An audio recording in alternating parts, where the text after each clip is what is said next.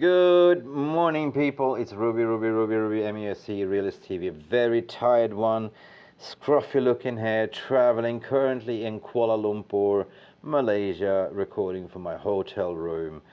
And you have to apologize for the bad quality. I am using my iPad in a certain sense. Look, there's a lot of things going on around the club.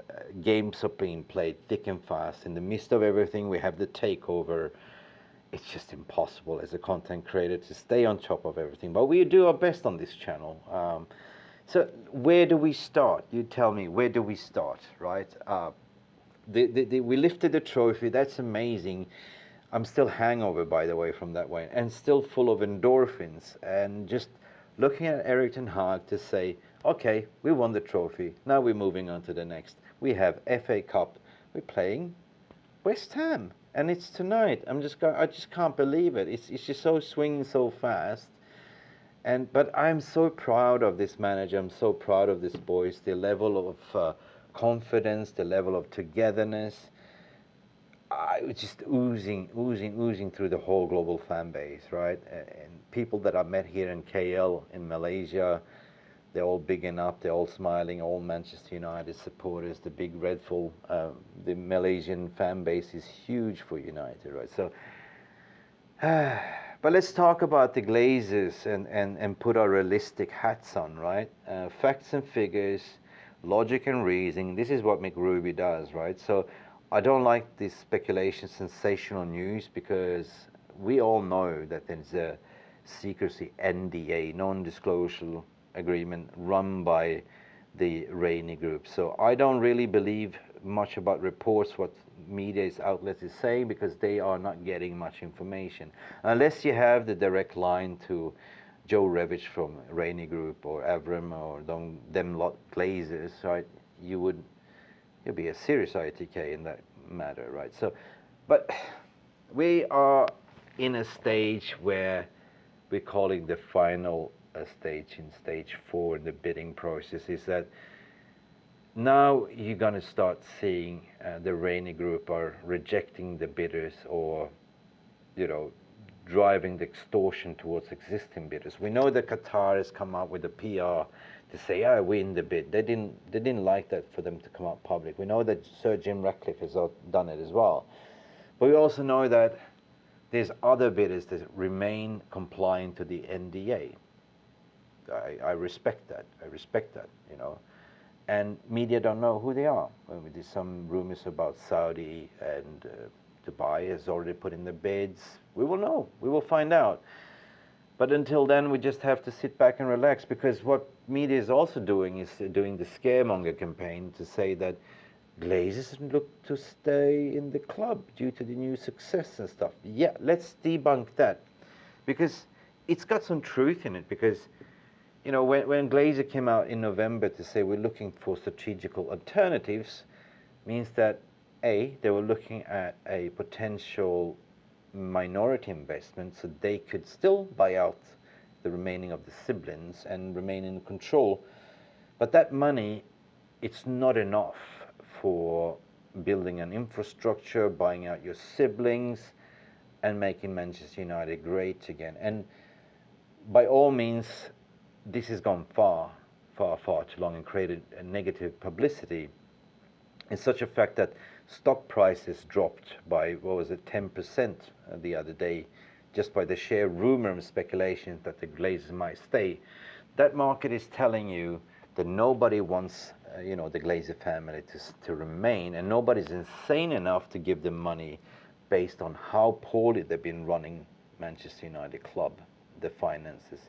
Nobody's stupid enough to give them billions without getting any return on investment. So where do we go from here? I certainly believe that the club, realistically speaking, will be sold.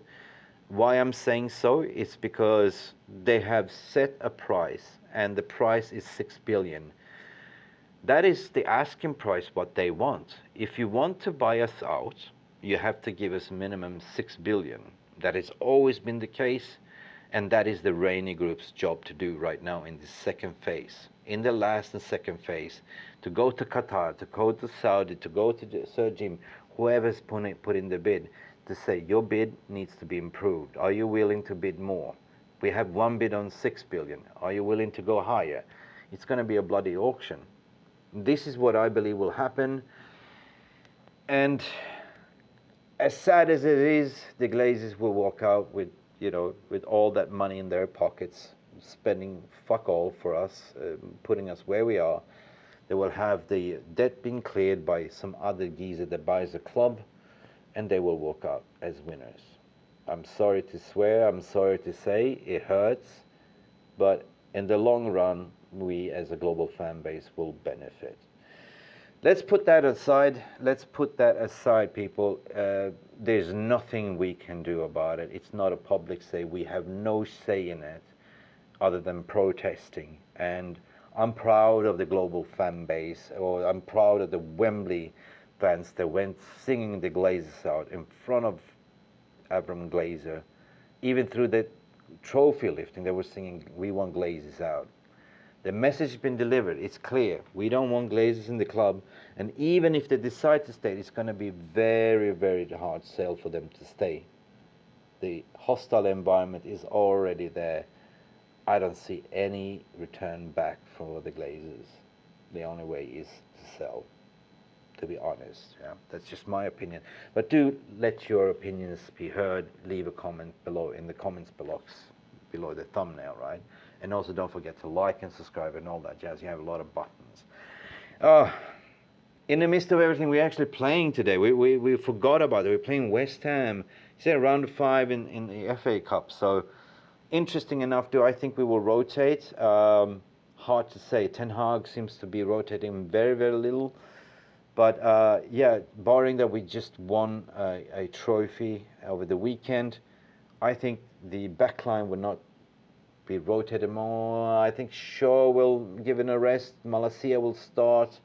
I think Martinez will still play. Varane will still play or not. We will probably see. I don't know. It's hard to say if he will give the likes of Lindelof and Maguire a chance. He might put out his B team. I think Sabitzer will be playing his first 90 minutes in the cup. I do expect changes, but not a lot. It's very hard for me to predict, other than go to the score prediction, which I will come to. I think Rashford will give a rest. Weghorst will start on top. I see Garnacho starting on the left wing. Possibly Anthony will start on the right. We see. I know the star players will definitely sit on the bench if needed to be called up on the second half. This is the way I see Erik ten Hag will put out his men. But I think he will go out to compete.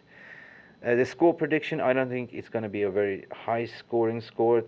2-0 United, maybe 2-1 possibly.